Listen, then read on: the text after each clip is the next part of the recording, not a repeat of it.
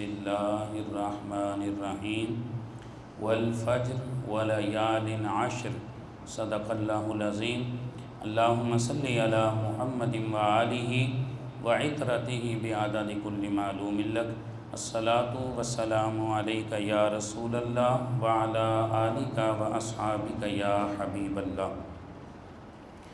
اللہ تبارک و تعالیٰ کے فضل و کرم اور حضور سید عالم شاہ بنی آدم تاجدار ختم نبوت صلی اللہ تعالیٰ علیہ وسلم کی نگاہ کرم سے مرکز ختم نبوت میں جمعۃ المبارک کی مقدس گھڑیاں گزارنے کی ہمیں سعادت نصیب ہو رہی ہے۔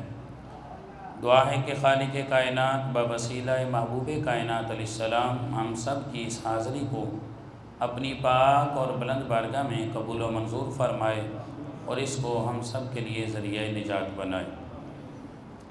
تلاوت کلام مجید اور نعت شریف سے اس روحانی ماحول میں پیارے آقا صلی اللہ علیہ وسلم کا فیضان مزید دوبالا ہوا۔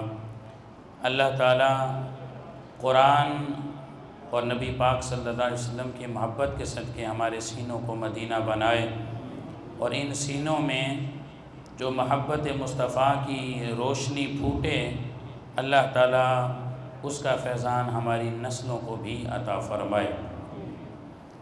قرآن مجید فرقان حمید کے آخری پارہ 30ویں میں سے ایک سورت کی 2 چھوٹی آیات آپ کے سامنے تلاوت کی ہیں۔ رب العالمین نے فرمایا والفجر، مجھے فجر کی قسم ہے، ولیال عشر، اور 10 راتوں کی قسم ہے۔ اللہ وحدہ لا شریک ہے، کوئی اس کا شریک نہیں۔ شرق سے غرب اور شمال سے جنوب، آسمان کی بلندیوں سے تحت الثری تک، کائنات عالم کی جس بھی چیز کو دیکھیں گے وہ اللہ کی قدرتوں کو اپنے ہی انداز سے بیان کر رہی ہیں۔ اللہ تبارک و تعالیٰ کے کلام میں شک و شبہ کی گنجائش نہیں، جو سوچے اس کا ایمان نہیں۔ ایمان والا وہ ہے جو رب کے کلام کو ہر عیب سے پاک جانے۔ تو سطحی قسم کے جو ذہن کے لوگ ہوتے ہیں وہ یہ سمجھتے ہیں کہ قسم عموماً اس وقت کھائی جاتی ہے جس کا کلام کمزور ہوتا ہے۔ کسی حد تک آپ کا یہ نظریہ ٹھیک ہوگا، لیکن بعض اوقات کسی چیز کی اہمیت کو واضح کرنے کے لیے بھی اس کی قسم کھائی جاتی ہے۔ اور جب اللہ تبارک و تعالیٰ قرآن میں کسی چیز کی قسم کا ذکر فرماتا ہے تو یقیناً وہ حضور کی امت کے سینوں میں دھڑکتے ہوئے دل میں اس شے کی قدر و منزلت بڑھانے کے لیے اس شے کی قسم کھائی جاتی ہے۔ تو فرمایا والفجر، مجھے فجر کی قسم ہے۔ اس پہ مفسرین کرام نے ایک تو عمومی قول کا بیان کیا ہے کہ ہر صبح جب فجر کا وقت ہوتا ہے تو اللہ کو وہ وقت اتنا پسند ہے اور اس وقت میں حضور کے غلاموں کا اٹھنا اتنا پسند ہے کہ اللہ تبارک و تعالیٰ نے اس وقت کی قسم ذکر فرما کے بتا دیا کہ یہ اتنا فضیلت والا وقت ہے، جو اٹھے گا اس سے اللہ بھی راضی ہو جائے گا، اللہ کا محبوب بھی راضی ہو جائے گا۔ صرف اٹھنا مقصود نہیں ہے بلکہ اٹھ کر وہ اللہ وحدہ لا شریک کی عبادت کرے، نماز پڑھے، اللہ کو یاد کرے۔ اور اس کے بعد دوسرا جو قول ہے، فرمایا کہ ماہ ذی الحج کی پہلی صبح جب فجر کا وقت ہوتا ہے اللہ تعالیٰ نے اس کی قسم ذکر فرمائی ہے، کیونکہ پوری روح زمین پر اللہ تبارک و تعالیٰ کو جو پسندیدہ ایام ہیں ان میں ذی الحجہ کا پہلا عشرہ بھی اللہ کو بڑا ہی پسند ہے۔ اس پہ انشاءاللہ آگے کلام ہوگا۔ اور تیسرا جو قول ہے وہ یہ فرمایا کہ 10 ذی الحج کی صبح جب حاجی صاحبان طواف زیارہ کے لیے پلٹتے ہیں اور پوری روح زمین پر حضرت ابراہیم علیہ السلام کی اور حضرت اسماعیل کی اس قربانی کو تازہ کرنے کے لیے نبی پاک صلی اللہ علیہ وسلم کی سنت کو ادا کرتے ہوئے روح زمین پر لاکھوں کروڑوں نہیں لا تعداد جانوروں کو قربان کیا جاتا ہے، اور ہر طرف سے ایک ہی آواز مستانہ اٹھتی ہے، اللہ اکبر لا الہ الا اللہ واللہ اکبر وللہ الحمد۔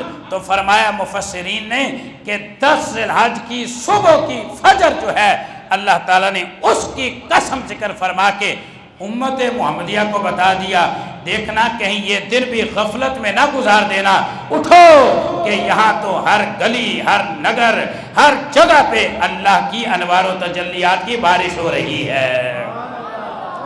تو یہ والفجر ولیال عشر فرمایا کہ 10 راتوں کی قسم ہے، 10 راتوں کی قسم ہے۔ اس پہ مفسرین کرام کا اتفاق ہے کہ وہ 10 راتیں کون سی ہیں۔ آئیے حضرت عبداللہ بن عباس رضی اللہ تعالی عنہ، یہ کون ہے؟ حضرت عبداللہ ابن عباس حضور سید عالم صلی اللہ تعالی وسلم کے پیارے چچا کے بیٹے ہیں، مفسر امت ہیں، مفسر اعظم ہیں۔ حضرت عبداللہ حضرت عباس کے صاحبزادے ہیں، صحابی ہونا بھی بہت بڑا درجہ ہے، لیکن حضور کے چچا کے صاحبزادی ہونا یہ کتنا بڑا مقام ہے۔ اور پھر عالم قرآن ہے، حضرت عبداللہ بن عباس عالم قرآن ہے اور مفسر قرآن ہے۔ اور ذرا مزہ لیں اس بات سے کہ ایک دن حضور سید عالم صلی اللہ علیہ وسلم جلوہ گر ہیں، تو حضرت عبداللہ بن عباس تشریف لائے۔ تو جب حضور نے حضرت عبداللہ کو آتے ہوئے دیکھا نا، تو سرکار نے اپنی باہوں کو کھول دیا، کہا عبداللہ ذرا محمد کے سینے سے لگو صلی اللہ علیہ وسلم۔ تو حضرت عبداللہ آئے تو حضور کے سینے سے لگے۔ میں کہتا ہوں جن چیزوں کو میرے نبی کا ہاتھ لگا ان کی قسمت بدل گئی ہے، ان کی قسمت بدل گئی۔ جن چیزوں پہ نگاہ مصطفیٰ پڑ گئی ان کی قسمت بدل گئی۔ اور ذرا اور بات سنیے، جن کو سینے سے حضور شیر ربانی نے لگا لیا، جن کو سینے سے اعلیٰ حضرت بریلوی نے لگا لیا، جن کو سینے سے حضرت خواجہ بہاؤالدین زکریا ملتانی نے لگا لیا، بابا فرید نے لگایا، ان کی قسمتیں بدل گئی ہیں جس کو سینے سے محمد عربی لگا رہے ہیں، خود امام الانبیاء صلی اللہ علیہ وسلم۔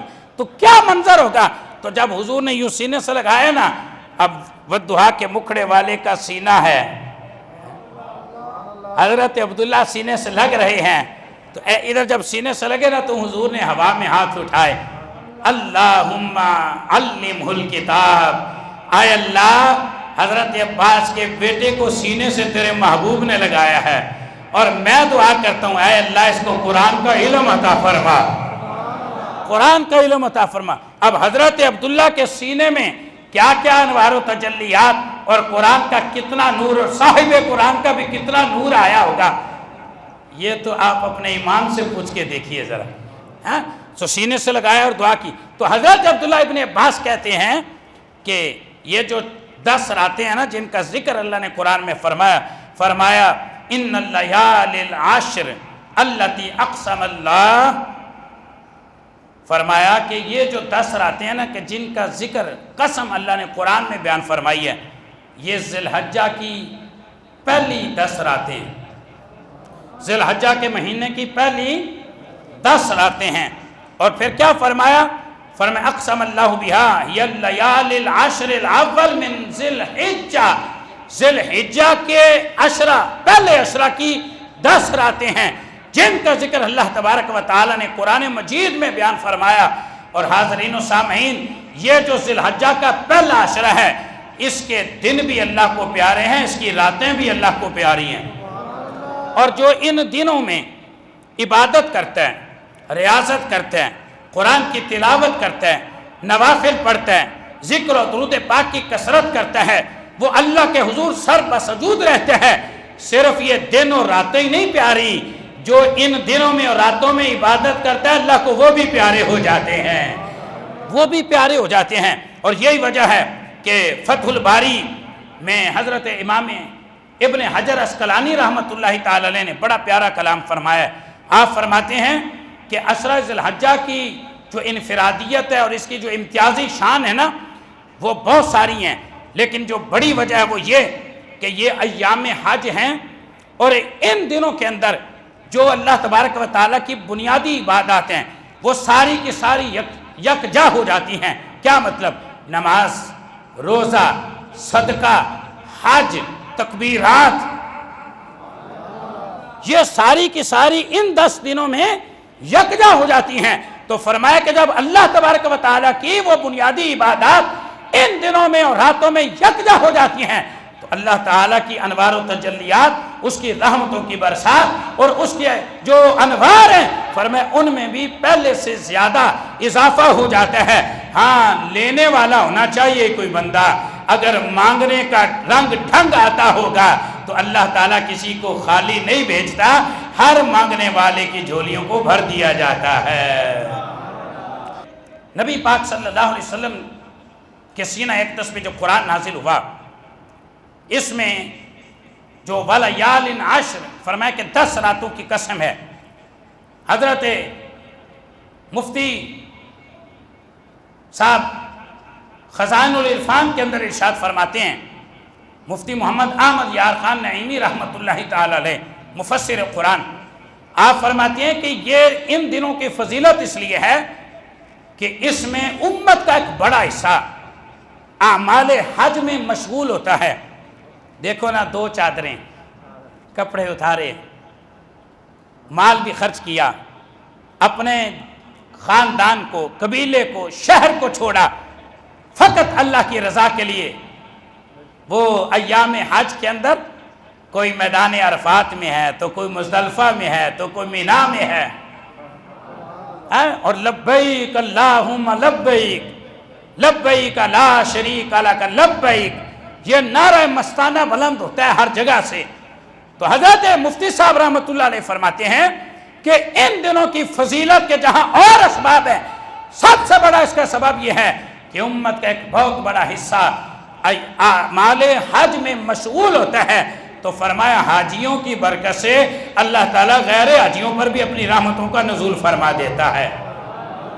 اور حدیث مبارکہ سنیے، فرمایا افضل ایام الدنیا ایام العشر، حضور سید عالم صلی اللہ علیہ وسلم نے فرمایا دنیا کے سارے دنوں میں جو سب سے افضل دن ہیں، فرمایا وہ ذی الحجہ کے پہلے 10 دن ہیں، وہ ذی الحجہ کا پہلا عشرہ ہے۔ اور حدیث شریف میں آتا ہے ما من ایام العمل الصالح فیہن احب الی اللہ من هذه الایام العشر، فرمایا کہ باقی دنوں میں جو اللہ تعالیٰ کی عبادت کی جاتی ہے ان سے زیادہ ان 10 دنوں میں عبادت کی جانے والی اللہ تعالیٰ کو زیادہ پسند ہے۔ یعنی آپ باقی دنوں میں عبادت کرتے ہیں، باقی دنوں میں بھی اللہ کو راضی کرنے کے لیے اعمال صالحہ کرتے ہیں، لیکن فرمایا جو ان 10 دنوں میں عبادت کی جاتی ہے وہ اللہ تعالیٰ کو زیادہ پسند ہے۔ اور کتنی پسند ہے سنیے، حضور سید عالم شاہ بنی آدم تاجدار ختم نبوت صلی اللہ علیہ وسلم ارشاد فرماتے ہیں، آپ فرماتے ہیں کہ ذی الحجہ کے جو پہلا عشر ہے اس کے 9 دن، کیونکہ 10 ذی الحج کا روزہ جائز نہیں ہے، پہلے جو 9 دن ہیں ان دنوں کا روزہ رکھو۔ تو نبی پاک صلی اللہ علیہ وسلم نے فرمایا کہ جو 1 دن کا روزہ رکھے گا ذی الحجہ کے پہلے 9 دنوں میں سے 1 سال کے روزوں کے برابر اس کو ثواب ملے گا۔ 1 دن کا روزہ 1 سال کے روزوں کے برابر ثواب ملتا ہے۔ اور فرمایا کہ اس کی راتوں میں قیام کرو، اس کی راتوں میں عبادت کرو۔ یا رسول اللہ اس کا کتنا ثواب ہے؟ فرمایا جو ذی الحجہ کی پہلے عشرہ کی ہر رات میں عبادت کرے گا اسے ہر رات کے بدلے لیلۃ القدر کی عبادت کا ثواب دیا جائے گا۔ لیلۃ القدر، اب لیلۃ القدر کو تلاش کرنا پڑتا ہے 5 راتوں میں، پورے ماہ رمضان کے آخری عشرہ میں، اور لیلۃ القدر کا کتنا ثواب ہے؟ ہمارا قرآن کہتا ہے لیلۃ القدر خیر من 1000 شہر، کہ یہ 1000 مہینوں سے افضل رات ہے۔ تو فرمایا کہ جو ذی الحجہ کے پہلے 10 دنوں کی ہر رات میں عبادت کرے گا ہر رات کے بدلے اللہ تعالیٰ اس کو لیلۃ القدر کی عبادت کا ثواب عطا فرمائے گا۔ یہاں ایک شرعی مسئلہ سماعت فرما لیجئے، بعض لوگ سمجھ تو سب کو آ جاتی ہے، بعض لوگ دین کا بھی اور دینی مسائل کا بھی مذاق اڑاتے ہیں۔ یہاں یہ فرمایا گیا ہے کہ 1 سال 1 روزے کا ثواب 1 سال کے روزوں کے برابر ہے۔ اس کا یہ مطلب نہیں ہے کہ رمضان کے روزے معاف ہو جائیں گے، اس کا یہ مطلب نہیں ہے کہ آپ نے 1 سال کے روزے رکھ لیے، مطلب یہ ہے کہ اگر آپ نے ایک دن کی ڈیوٹی کی ہے تو مالک اتنا کریم ہے کہ وہ آپ کو اس ایک ڈیوٹی کے بدلے 1 سال کی ڈیوٹی کا ثواب عطا فرماتا ہے، ثواب عطا فرماتا ہے۔ یہ اللہ تبارک و تعالیٰ کی شان ہے۔ اور یہ بھی نہیں ہے کہ آپ نے اس ایک رات میں قیام کیا تو اس کا یہ مطلب ہے کہ 1 سال کی عبادت یا 1 سال کی نمازیں یا 1 سال کے روزے آپ کو معاف ہو گئے ہیں، ایسا ہرگز نہیں ہے۔ ہاں، رحمت حق بہانہ میں جویت، اللہ کی رحمت اپنے بندوں کو بخشنے کے لیے بہانہ تلاش کرتی ہے۔ اسی وجہ سے رب فرماتے ہیں میرے محبوب کی امت کے لوگوں، تم تھوڑا عمل کرو گے ہم تمہیں ثواب زیادہ عطا فرمائیں گے، ثواب زیادہ عطا فرمائیں گے۔ اور یہی وجہ حضرت سعید بن جبیر رضی اللہ تعالیٰ عنہ آپ فرماتے ہیں کہ ذی الحجہ کے پہلے 10 کی راتوں میں گھر کا چراغ بند نہ کیا کرو، گھر کا چراغ بند نہ کیا کرو۔ کیا مطلب؟ فرماتے ہیں کہ ساری رات عبادت کیا کرو، ساری رات عبادت کیا کرو۔ یہ کون کہہ رہا؟ حضرت سعید بن جبیر رضی اللہ تعالیٰ عنہ فرما رہے ہیں۔ اور خود ان کا بھی طریقہ کار یہ ہوتا تھا کہ جیسے ہی ذی الحجہ کا مہینہ شروع ہو جاتا ہر رات میں عبادت کرتے اور دن کا روزہ رکھتے، دن کا روزہ رکھتے۔ لیکن آج ہم دیکھ لو کتنے غافل ہیں، ہماری راتیں کیسے گزر رہی ہیں، ہمارے دن کیسے گزر رہے ہیں، ہمارے شب و روز کا تماشا ہم نے کیا لگا رکھا ہے۔ آئیے آج یہاں پہ مرکز ختم نبوت میں ذرا اپنے دل میں سوچئے کہ ہم نے پچھلی زندگی میں کتنے ذی الحجہ کے مہینے آئے اور ہم نے اتنی برکتوں والی راتیں ضائع کر دیں، اتنے برکتوں والے دن ضائع کر دیے۔ سوچو نا ذرا، ذی الحجہ کے مہینے میں کتنے روزے رکھیں، راتوں کی کتنی عبادت کی، ہاں اگر نہیں کی تو کتنا قابل افسوس عمل ہے۔ لیکن کوئی بات نہیں، زندگی نے وفا کی ہے نا، یہ ذی الحجہ کا مہینہ شروع ہونے والا ہے، ہاں شروع ہونے والا ہے۔ کیا ہی اچھا ہو کہ پہلی رات جب چاند نظر آئے تو ہم بھی، ہمارے گھروں کی خواتین بھی، ہمارے بچے بھی نماز عشاء ادا کریں، رات کو قرآن کی تلاوت کریں، ذکر پاک کی کثرت کریں، ساری رات درود پاک پڑھیں، قیام اللیل پڑھیں۔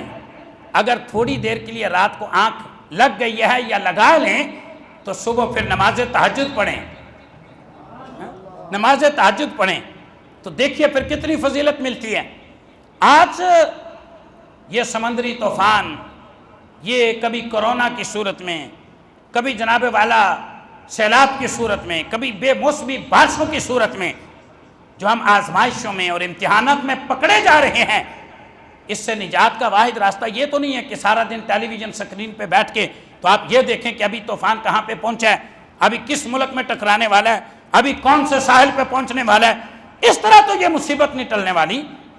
یہ مصیبتوں سے چھٹکارا ملے گا جب اللہ کی عبادت کریں گے، جب اس کے سامنے سجدہ ریز ہوں گے، جب اس کے سامنے سر بسجود ہوں گے، جب قیام کریں گے، جب رکوع کریں گے، جب قرآن کی تلاوت کریں گے، جب ماں باپ کے حقوق کو پہچانیں گے، جب بچوں کے حقوق اچھے انداز سے پورے کریں گے، تو پھر جا کے ہمیں یہ اس دنیا میں بھی سرخروئی ملے گی اور ہماری آخرت میں بھی کامیابی ہوگی۔ تو دیکھیے یہ مہینے کتنا پہلا عشرہ کتنا فضیلت والا ہے، اس میں روزہ رکھو، نیت کریں نا کہ رکھیں گے نا انشاءاللہ روزے، اور 9 رکھیں تو سبحان اللہ، لیکن چونکہ یہ مستحب ہے، ثواب ہے، فرض نہیں ہے، واجب نہیں ہے، اگر کوئی نہ رکھے تو گناہ بھی نہیں ہے، لہذا آپ جتنے رکھ سکتے ہیں، 2 رکھ لیں، 4 رکھ لیں، 5 رکھیں، جتنے بھی رکھ سکتے ہیں۔ کیا یہ اچھا ہو سارے ہی رکھیں، سارے روزے رکھیں، نیت فرما لیجئے نا۔ ادھر میری بیٹیاں بھی بیٹھی ہیں، کوئی اتنی گرمی نہیں ہے کہ ہم لوگ یہ روزے نہ رکھ سکیں۔ اللہ سے ذرا محبت کا اظہار کیجئے نا، نیت کر لیجئے، اور مومن کی نیت کا اتنا ثواب ہے، اتنا اجر ہے، ادھر سے آپ نیت کریں گے ادھر سے آپ کا ثواب شروع ہو جائے گا۔ ہاں جی، اور پھر یہ دیکھیں راتوں کو قیام کرنے کا اور راتوں کو جاگنے کا فائدہ بتایا جا رہا ہے کہ لیلۃ القدر کے برابر ہے۔ اور 11 تو ہمیں ویسے ہی بچ جاتے ہیں سوتے کرتے ہیں، جی 11-12 بج ہی جاتے ہیں، لیکن وہ ہم اپنے دنیاوی دھندوں کی وجہ سے جاگتے ہیں، کوئی اپنے شغل کی وجہ سے جاگتا ہے، کوئی اپنے فیس بک اور کوئی اپنے یوٹیوب چینل کی وجہ سے، کوئی جناب والا اپنے ٹویٹر کی وجہ سے، کوئی خبریں سنتے ہوئے، کوئی دوستانہ ماحول میں، کوئی گھروں میں گپ شپ کا ماحول، کوئی اپنے کاروبار کی وجہ سے جاگتا ہے، نیت کر لیجئے آنے والی جو 10 راتیں ہیں انشاءاللہ اللہ رسول کی رضا کے لیے عبادت میں گزاریں گے، عبادت میں گزاریں گے، راتوں کو ہزاروں مرتبہ درود پڑھیں گے، قرآن کی تلاوت کریں گے۔ ذہن بنانے کی بات ہوتی ہے نا، میری بیٹی ہے صاحبزادی، ابھی ان کو گرمیوں کی چھٹیاں ہوئی 6 جون کو، تو میں نے اس کو کہا بیٹا کتنی چھٹیاں ہیں؟ تو کہتی 2 ماہ کی چھٹیاں ہیں بابا، میرا خیال سن رہی ہوں گی، ادھر آئی بھی ہوں گی۔ تو میں نے کہا اگر آپ روزانہ کے 1 پارہ تلاوت کرو تو 2 ماہ میں 2 قرآن پاک ختم ہوں گے۔ اس نے نیت کر لی، نیت کر لی اور پڑھنے بھی شروع کر دی۔ اب جتنی چھٹیاں ہوئی ہیں اتنے پارے ہو گئے ہیں، 6 جون سے لے کے آج تک روزانہ 1 پارہ تلاوت کرتی ہیں، تو الحمدللہ اتنے پارے ہو گئے ہیں۔ آپ بھی نیت کر لیجئے، آپ میں سے کتنے نوجوانوں کو چھٹیاں ہوئی ہیں اسکول سے، کالجز سے، یونیورسٹی سے، روزانہ 1 پارہ پڑھنا بھی کوئی زیادہ ہے، لیکن جب قرآن پڑھیں گے تو دل کو ملتا ہے کیا سرور۔ قرآن پڑھ کے دیکھو شیطان ہوتا ہے کیسے دور، قرآن پڑھ کے دیکھو اور اپنے گھروں میں اندھیروں کی شکایت کرنے والوں ہوتا ہے کیسے نور۔ قرآن پڑھ کے دیکھو، قرآن تو نور کا ہے نا، نور قرآن کا ہے، ایمان کا ہے، اعمال کا ہے، محبت مصطفیٰ کا ہے، محبت خدا کا ہے۔ تو اللہ کی محبت میں جب رات کو جاگیں گے، عشاء بھی پڑھیں گے، قرآن بھی پڑھیں گے، ذکر بھی کریں گے، درود پاک بھی پڑھیں گے، قیام کریں گے، نوافل پڑھیں گے، تہجد پڑھیں گے۔ اور سنیے ذرا، حضرت صفیہ رضی اللہ تعالیٰ عنہ فرماتی ہیں 4 اعمال ایسے ہیں کہ جو نبی پاک صلی اللہ علیہ وسلم نے زندگی بھر کبھی ترک نہیں کیے۔ کتنے؟ 4 اعمال یاد رکھیں گے نا۔ پہلا انہوں نے فرمایا صوم عاشورہ، عاشورہ کے دن کا روزہ حضور نے ترک نہیں کیا۔